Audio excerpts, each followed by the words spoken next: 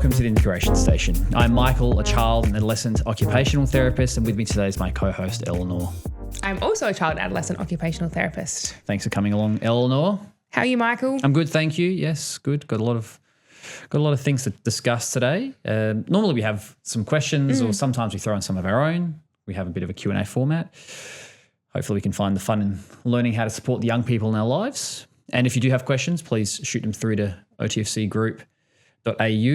Podcast. Sorry, at otfcgroup.au. That's the email. Otherwise, OTFC Group on Instagram. A bit of a neurodiversity focus as we've been doing the last couple episodes. Yep, absolutely. What have you brought to the table today, Michael? Just some stuff in relation to some ADHD related concepts. Yeah. I think we had a chat with an OT that works here, Sienna, and just off the back of her interview and her experience with ADHD, there was just some stuff I wanted to discuss a bit more. Yep. Which is the default mode network. Is that what you refer to that as? Yeah, I'm looking forward to learning about it. Just some stuff from book ADHD 2.0, which is quite an interesting little resource. Some stuff on person first or identity first language. Yeah. And neuroaffirming language. And then the double empathy problem, which some people might know, some people might not. But before we get into those, I think we might quickly do a quick activity of the week. Yeah, regular segments. Therapy activity of the week. Do you have anything in particular? Yes, I do. Shaving cream games, which actually, do you know what? We spoke a few episodes. I was reflecting about we were going to have like a regulation strategy and an therapy activity all thrown into one. There you go. Which I feel like this could be a good example of. Sure. A combo. I was doing some shaving cream activities with a client, and I think you actually referenced this doing some other games the other week. We were doing the shaving cream ice skating, where it's on the ground, gliding around it with your feet. I think I mentioned I have the wedge set up with a trapeze, so the young person has to try and get to the top of the wedge, and then they hold onto the trapeze and slide down. Love it. Which was awesome. But my friend that I was doing it with, just loves shaving cream, loves the feeling of it. Will often, loves helping in the setup because then, putting the shaving cream where you need to over the activity and then using her hands to work her way through it can be so regulating.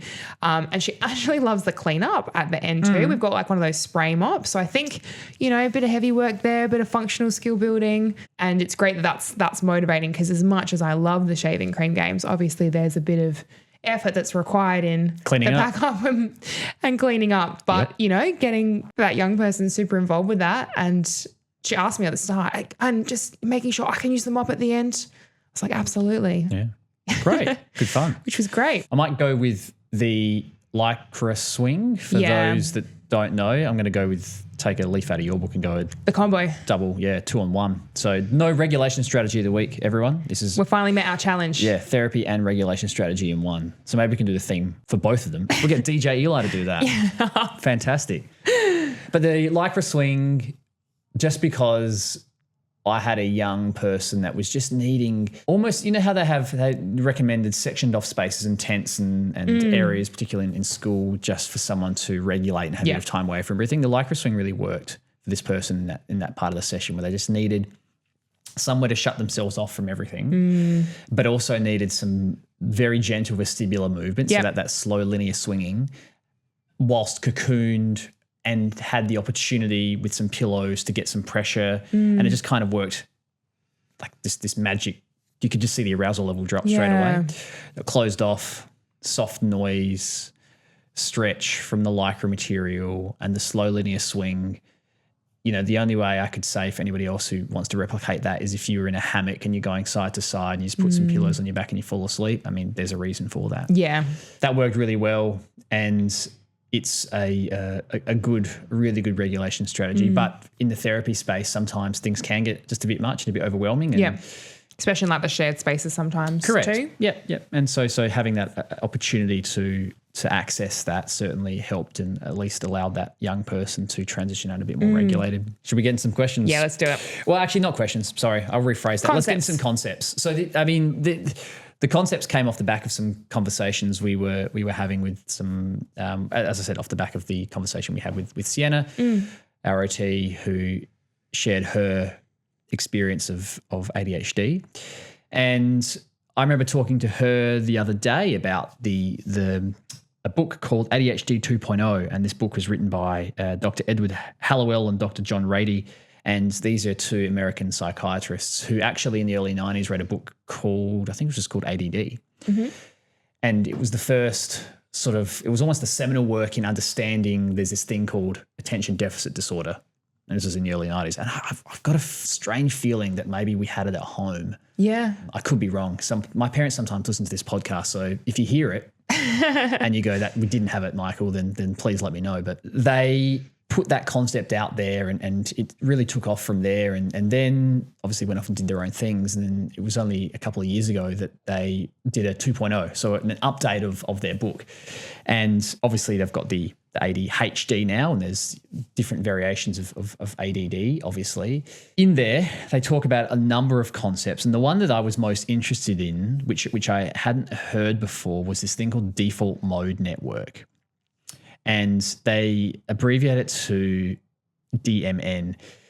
And I guess the reason I'm talking about this is because when I was listening to Sienna's podcast and having a chat to her, and this might be the experience for other ADHDers, is there's this part of the brain where it becomes, it's a network of regions that become active when a person is not focused on the outside world. So it's actually responsible for daydreaming, wandering, self-reflection, thinking about the future, all those things that people go, this is a problem. I get stuck in that part of my brain when I'm actually supposed to be focusing on other tasks. Okay. And so it's actually most active when you're in a resting state, lying in bed, shower, sitting quietly, sitting at a desk, having to do work. That's common. Mm-hmm. But for those with ADHD, it often stays active when it shouldn't. Okay. And so that's when it becomes quite a challenge functionally. And that's when it can lead to distractibility. Switching between tasks can be really hard, and just active focus can be really challenging. So, they talk about examples of sitting down trying to write a report for work and you just recall a funny conversation, or for some reason you just have a memory about something that someone had said to you a while ago, and it diverts you from the task at hand. And that's when that default mode network takes over. Okay. The brain can usually turn itself off to what's called the task positive network. So for those without ADHD, it can switch over when it needs to. Mm-hmm. And I guess the reason I'm explaining this is just to put those concepts out there. And the book obviously talks about it in more detail, but this is often when it becomes quite challenging, because for people with ADHD, that default mode network stays active too often, and too frequently, and getting lost in thought and those sort of things can be really quite challenging. And going back to Sienna's talk, the reason I find this quite interesting is because one of her biggest strategies, and one thing that she's used throughout her life without even realizing, is the effectiveness of exercise and movement. Yeah.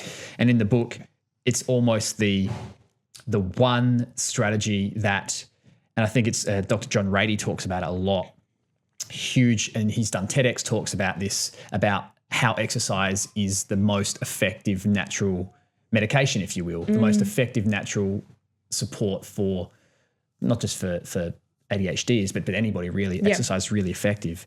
And it can help reset the brain and reduce that overactivity of that default mode network. So, and what was the task positive network? Can you explain a little bit more about that? Is that kind of looking at what you need to complete the tasks that's required, that your focus can be within that, or is it a bit different to that? Yeah, pretty much. And it's almost, if you think about effective executive functioning, about being able to organize and manage and stay on task and complete steps and have things towards an active goal, and you're able to achieve those without diverting from that path, that's that task positive network. And sometimes you might see that more in, hyper focus. You can get really focused on a particular thing and you can have those tasks achieved. But that default mode network often kicks in too often because there are difficulties with those executive functions in initiating and that's why it's hard to maintain those things. I can't recall, sorry, if Sienna was sharing this as part of the podcast or just in a chat we were having the other day, but almost how I can see how having really clear routines, she'd also said is really effective, because then it's almost like perhaps the mental load to kick into that task positive network might not be as high as when you are at the start of your day and you're having to plan and think about what tasks you're going to do, how you're going to do them, what time is required, and you're kind of initiating that from the very beginning for a range of things that you need to do. Would that be linking in with that there? Yeah, absolutely. And if, they talk about the importance of things like, in terms of, supporting the default mode network and that overactivity, the importance of routines and the importance of exercise, but also mindfulness. But when I talk to a lot of, I've got a few clients who, ADHDers who have attempted mindfulness exercises and have found that they do get quite distracted. It's almost that because they're sitting quite quiet with their body, that default mode network would be taking over, right? So what they find more effective is almost guided meditation, where I'm actually actively listening to this and it's stepping me through. It's actually creating a routine of how to be more mindful and engaged. Yeah. And that can work quite well. So, there's a lot of things, and, I would certainly recommend anybody that has a bit of an interest in understanding more about ADHD. And there's lots of information out there, but I really liked the way this book was written, and the authors, one of who has ADHD themselves. Just about to ask that, actually. Yeah. Has the lived experience. Yeah. And as we know with, neurodivergent and populations, that lived experience is such a big part of understanding how best to support an individual and a group of people. And they certainly provide not only information but also some strategies in there as well. So a useful resource, and just tied in nicely to some of the stuff that Sienna was talking about. I've lent her the book. She said she's a reader, but there are audiobooks as well for those that prefer to listen to it as well. So that was a nice bit of connection there. Yeah, absolutely. And I guess actually hearing some of the points that you were mentioning across that conversation might lead into something else that we had on our mind to chat through a little bit about, which was around that neuroaffirming language. I noticed a lot as you were making that reference. You would use the term ADHDers rather than a person with ADHD. And I think that's a key part of that conversation, the difference between that person first language and then the identity first language. Person first language being that, I guess, whatever that neurodivergence looks like for that person, that's a part of who they are as a whole person, and they're not separated from that. And so just like you were referencing then, where it's ADHDers, or it might be an autistic person or a PDA, where it's I guess that those things come hand in hand. Whereas I think that's been, in terms of that social movement and understanding, has been something that has come about probably more so in recent years, where I think we as a society had that identity first language was an assumption that was made around separating those aspects out to say a person with autism, a person with ADHD. And very much from a medical model there, because it's DSM-5 has diagnosed this, and therefore that's the person. Yeah. Exactly. Much like you would with, other medical diagnoses, person with blood pressure, hypertension. Yeah. And I think, in the national autism strategy that's been released recently, they've got this really great point in there to say that, they had reached out and done, connected with neurodivergent communities, autistic communities, to find out what their preference would be and how that would be referenced, to make sure that that strategy is reflective of the community that this is based around. The lived experience. The lived experience, absolutely, and not making any assumptions within that. But they're very clear to say that, based off this feedback, we've chosen to use person first language. So they'll hear it referenced as an autistic person, but they know that doesn't work for everyone. And it very much is the preference of the individual. And I think, for you and I talking in this space, we speak as OTs that work alongside allies for neurodivergent people. Absolutely. But by no means experts in how this is described. We're not neurodivergent.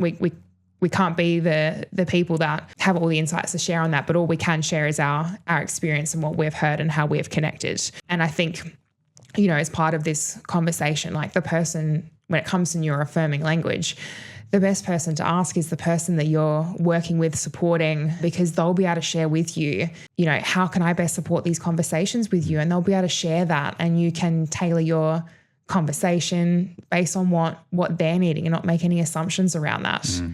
I know the Reframing Autism website, for those that might know it, there's a really good letter in there, just a template that has if, you know, your teacher, therapist, or other person is working with a neurodivergent young person, that there is a neurodiversity affirming language letter template in there that you can use, and it talks a lot about this stuff and says, you know, you're advocating for the young person and how you might reframe some of the language that's used. And, you know, you can Google neuroaffirming language. You can see the variety of things, like, you know, instead of deficit, you might talk about difference. And there's a range of things in there that help reframe.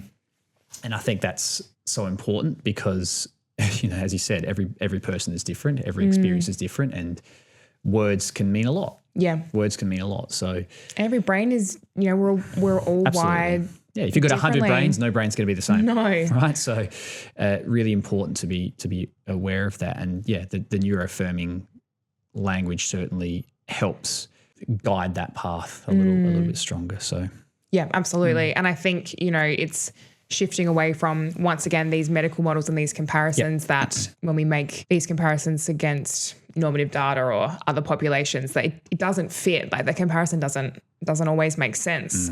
So when we're talking about things like deficits or symptoms or impairments, we're actually looking to reframe that to, you know, considerations of differences or traits or characteristics, where you can see how that's not in what that person's lacking, but in identifying what makes them part of who they are, their unique contributions, and how they experience the world around them, and making sure that it's not necessarily always about celebration, but embracing. Yeah, I think that's everyone's different in that regard.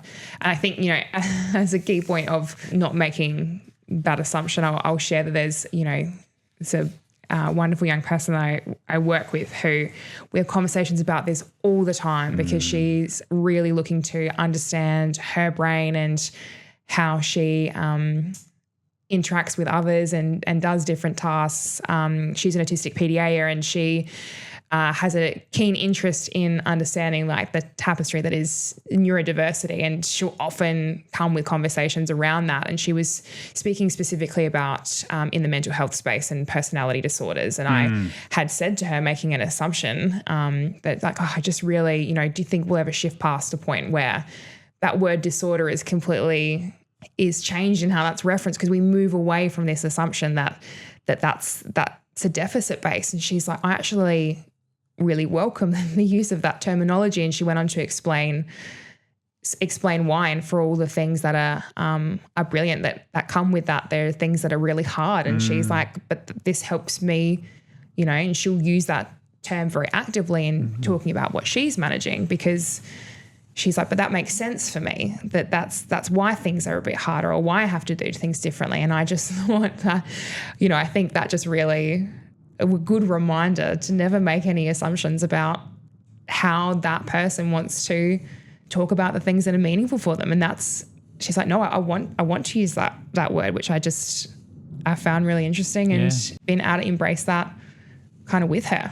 And when in doubt, ask, huh? Yeah, when in doubt, ask. And probably good talk for ages on this stuff. And there are some very strong people in this field who are really strong advocates. Yeah, that movement as well. Like, great to get curious around these concepts and start to read a little bit more about how we can best support those around us. But I think, I hope a key takeaway from all this is ask what their preferences are and how they'd like to support those conversations. Yeah. There's a lot that we've talked about in the last few episodes, and so we'll try and link as much of those in our show notes for those who are interested. Or in the comments below if they're not there.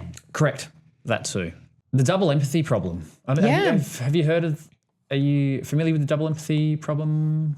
I am really interested to hear your thoughts around this, because I'll be very honest, I think it's something that's spoken about a lot, but I think that deeper level understanding will be a learning for me too. Look, I mean, I would argue that I don't have a deeper level understanding of it myself. I have enough of an idea, and it pretty much came from working with, I guess, autistic individuals and understanding that there is a communication difference or distinction between how, say, what we would say a neurotypical person might take on information versus the way, say, a neurodivergent person might. And that's not a problem. That's just understanding that there is a difference there. Yeah. And so this double empathy problem was coined by a guy called Damien Milton in 2012, psychologist, I believe he was, or is, sorry, who sort of challenged the idea that, and if we're talking back to sort of that neuroaffirming language, challenge the idea of deficits. Yeah. Because often what's happened is that, okay, that person hasn't quite grasped that concept, or I'm talking to them and not understanding what's going on, or, you know, we talk a lot about theory of mind. And, you know, for those that want to know a bit more about theory of mind, Google theory of mind and something will come up. But you know, but essentially, that's how Google works. I think you plug things in and something comes up. But essentially, that concept, whilst there's truth to it, doesn't always ring true for a neurodivergent population, where it's almost assuming that neurodivergent person's reality is not is deficit based, whereas there's a lot more awareness now, and this is where Damien Milton's come through in suggesting that instead of difficulties in communication, there is a two-way issue. There's a two-way problem there, where it's not just a neurodivergent person who is finding it hard to communicate in a neurotypical world. It is that neurotypical person is not able to understand the perspective of that neurodivergent person. Yeah, gotcha. And I hear this a lot from parents to say, a neurodivergent young person saying, "You don't understand me, mum or dad," and that parent going, "You don't understand me." And it's kind of that, well, you're at loggerheads because maybe there has been a breakdown in understanding that reality. And the truth is, you may never truly understand each other, and that's okay. But where can we find that? Where can we find that common ground? And if we talk about sort of key concepts, there are social norms and expectations that come into this as well. And for so long, there's been the expectation of autistic individuals to conform to social norms. And that has perpetuated those misunderstandings or stigma or the fact that it's their problem, as opposed to understanding that it's a two-way street here, and that we really need to shift how we're delivering this information. And I think the other thing is that, and Damien Milton does mention that there is, you know, the theory does reflect strongly on that non-autistic people struggle to understand autistic perspectives. Whereas, as I said, for so long it's been autistic people don't understand non-autistic people's perspectives. But if you, it's not just a deficit on one side, and it's not a deficit, it's a difference across both paradigms. And I think that's a really important thing to highlight. Yeah, that's such an interesting and really, a really helpful way to frame those conversations, so that it doesn't become communicating with someone going, oh, they're not understanding me. It's like, well, actually, how can I shift what I'm doing, what I'm saying, the format that I'm using to communicate, the way I'm going about it to support that person's understanding. It's not just saying something, one thing, one time, one way, and then hoping that it sticks, right? It's got to be, oh, actually, that's not on you. That's on me. And there are ways that I can better use myself to support this and have this be more collaborative. And I think sometimes, if you think of a really basic example, it could be, my social expectation might be to greet someone in a particular way. Yes. And if they don't greet me in that way, then I might interpret that as rude or they're disinterested, whereas an autistic individual might feel pressured to have that interaction and misunderstood in that instance, to go, well, actually, I don't feel comfortable with that greeting. I'm not quite sure what to say. And that's a lot of pressure for me. And so I don't want to do that. And I do see that a lot. Like, to say hello, you have to say hello this way. And I understand where that's come from. But at the same time, it's also that awareness of, everybody has their own way of saying hello. And the other thing that Damien Milton does talk about is the in-group versus out-group communication. Essentially what that is that, if you've got a group of autistic individuals, the chances are that they're going to have a much easier time communicating amongst each other because they understand themselves versus communicating with, say, a neurotypical population. And similarly with a group of neurotypical people, they might be able to communicate with each other a lot better in that way. And that's not anything other than just understanding people's strengths and those people being able to communicate with each other in the way that's most natural to them. Yeah.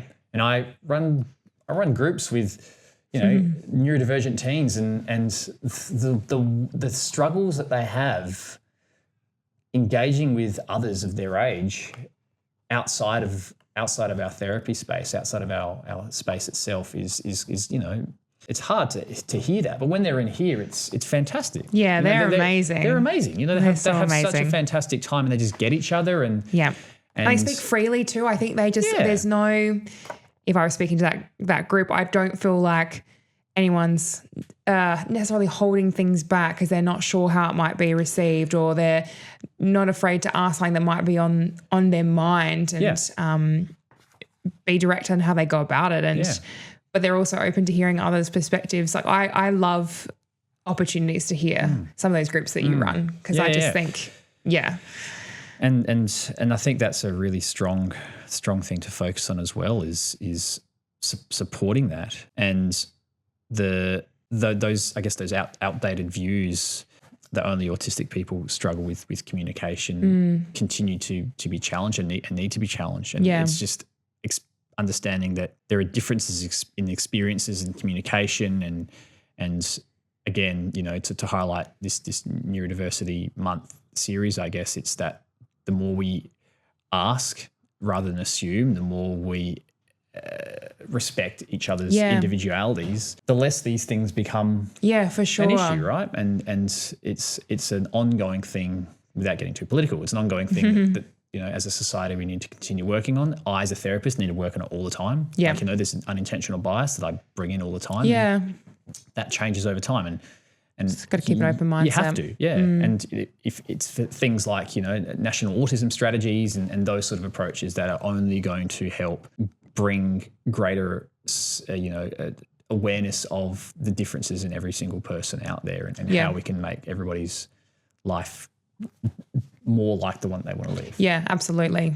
I love that. And even if I was just to share one final example, the young person I was referring to before, she will often say to me the way that, because she's so inquisitive and she wants to know more and understand people better, and she's someone that calls it like it is, and I think that's brilliant. And she was sharing with me the other day, she's like, people think that I'm rude, or yes, I guess that was really the key point. She's like, I worry sometimes because people think I'm being rude, but if you know her, she's such a kind individual. She's just a direct communicator, and that's I think a strength for her.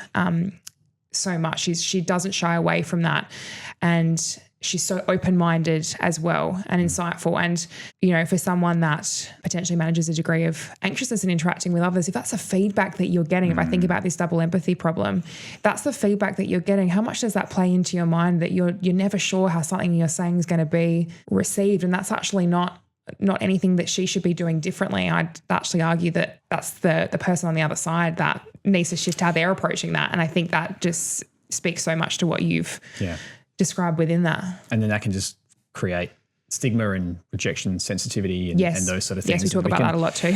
Absolutely. And that's a whole nother podcast in itself, but very much can start creating an image or a perspective in that person's mind about who they actually are in this world, which we want to give them the opportunity to create their own narrative. Yeah, for sure.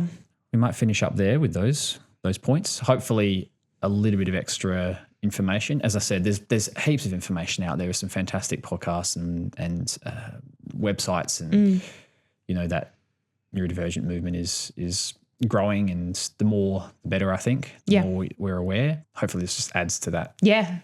That as well. Yeah, definitely. Anybody has any questions, comments, or otherwise, please send them through to OTFC Group at Instagram, otherwise podcast@otfcgroup.au is our email address, and we'll answer those as best we can. Yeah. And do a shout out for Fletch before we finish Yes, up. Shout out for Fletch. Hope you're having a good day. We'll see you around very soon. All right. Thanks all. Thanks, team. Bye.